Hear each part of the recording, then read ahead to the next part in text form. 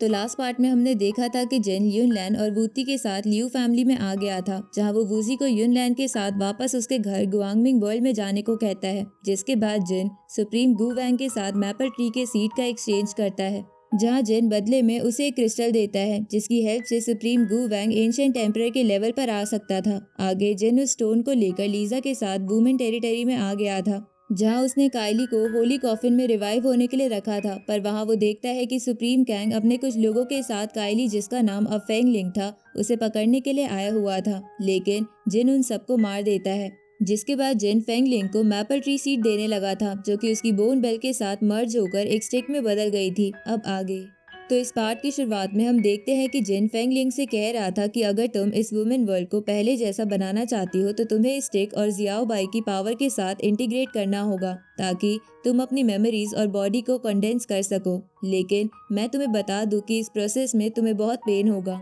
तो ये सुनकर फेंग लिंग कहती है कि मैं इसके लिए तैयार हूँ। वुमेन वर्ल्ड मेरा घर है और इसे प्रोटेक्ट करने के लिए मैं कोई भी दर्द सहने के लिए तैयार हूँ। इस पर जिन उसकी बहादुरी की तारीफ करते हुए जल्दी से प्रोसेस स्टार्ट करने को कहता है, जिसे सुनकर फेंग लिंग वहाँ एक फॉर्मेशन को बनाकर मैपल ट्री के बने एक शेल में चली जाती है।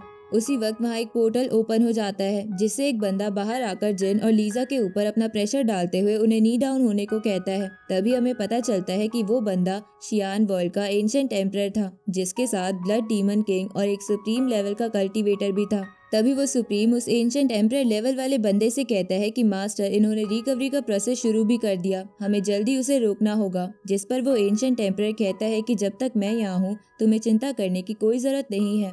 अब वो एंशिएंट एम्परर फेंग लिंग के ऊपर कुछ स्कल्स से हमला करता है, लेकिन जिन अपने ब्लैक होल में उन सभी स्कल्स को एब्जॉर्ब करके वापस उन्हीं पर फेंकता है, जिसे वो एंशिएंट एम्परर शील्ड बनाकर रोकने की कोशिश करता है, लेकिन उसकी शील्ड ब्रेक हो जाती है। जिसके बाद जिन लीजा को फेंग लिंग को प्रोटेक्ट करने को बोलकर फ्लाई करते हुए आसमान में आ जाता है, जिसे देखकर वो एंशिएंट एम्परर कहता है कि तो तुम ही जियामू वर्ल्ड के जिन हो, जिसका मैंने बहुत नाम सुना है। इस पर जिन उससे कहता है कि तुम एक एंशिएंट एम्परर होने के बावजूद एक छोटी लड़की को रोकने के लिए आए हो, क्या तुम्हें इस बात पर शर्म नहीं आई? पर वो एंशिएंट एम्परर समझ जाता है कि जिन उन्हें बातों में फंसाकर टाइम वेस्ट कर रहा है, इसलिए वो अपने साथ वाले दोनों लोगों से कहता है कि तुम दोनों जाकर फेंग लिंग को रिकवर होने से रोको, तब तक मैं इस जिन को संभालता हूँ। तो ये सुनकर जिन स्टीलिंग टेक्निक की हेल्प से अपनी पावर को इंक्रीज करने लगता है, जिसे देखकर वो एंशिएंट एम्परर हंसते हुए कहता है कि इस वुमेन वर्ल्ड की स्पिरिचुअल एनर्जी काफी समय पहले ही खत्म हो चुकी है, इसलिए तुम यहाँ के नेचर से कुछ भी एब्जॉर्ब नहीं कर सकते।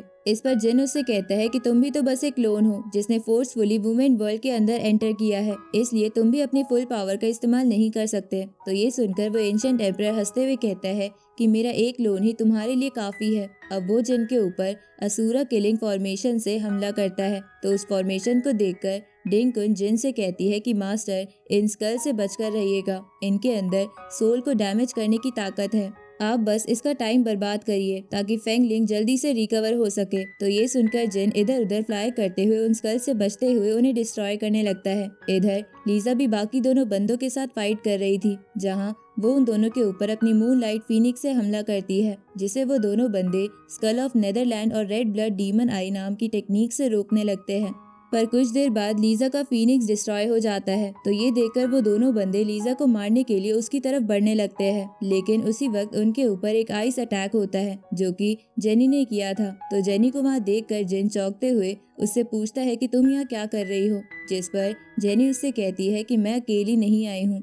तभी वहाँ जिन की चारों सर्वेंट भी आ जाती है, तो जिन उन चारों को वहाँ देखकर खुश होते हुए एम्परर स्वॉर्ड फॉर्मेशन बनाने लगता है, जहाँ उस फॉर्मेशन से बहुत बड़ी स्पिरिट स्वॉर्ड निकलकर उस एंशिएंट एम्परर की तरफ बढ़ने लगती है, जिसे वो अपने अटैक से रोकने की कोशिश करता है।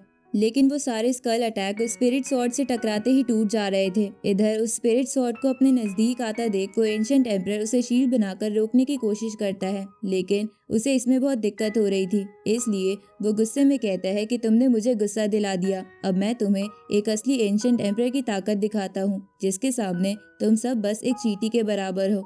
अब वो वहाँ अपना बड़ा सा स्पिरिट अवतार बनाकर उस स्वॉर्ड को एक झटके में तोड़ देता है, जहाँ उस स्वॉर्ड के टूटने के कारण जिन की चारों सर्वेंट दूर जाकर गिरती है। तो ये देखकर जिन गुस्से में उसके ऊपर इन्फिनाइट स्वॉर्ड टेक्निक से हमला करता है, लेकिन वो एंशिएंट एम्परर उसके उस अटैक को भी रोक लेता है। इधर फेंगलिंग की बॉडी पूरी तरह रिकवर हो चुकी थी, इसलिए वो अपने ऑरा से ही उन दोनों सुप्रीम को खत्म करते हुए तेजी से जिन के पास आ जाती है। तो फेंगलिंग को रिकवर देखकर वो एंशिएंट एम्परर हैरान होते हुए कहता है कि तुम इतनी जल्दी रिकवर कैसे हो गई। अब वो वहां से भागने लगता है, लेकिन फेंगलिंग उसे अपने एक ही अटैक में मार देती है, जिसके बाद जिन वापस लीजा और जेनी के पास आ जाता है। तभी फेंगलिंग अपनी पावर से जिन की स्पिरिचुअल एनर्जी रिकवर करते हुए कहती है कि मुझे सब कुछ याद आ गया है, और ये भी कि कायली जो कि मेरी एक सोल पार्ट थी वो तुम्हारी काफी अच्छी फ्रेंड थी, इसलिए अगर तुम चाहो तो मुझे उस नाम से बुला सकते हो।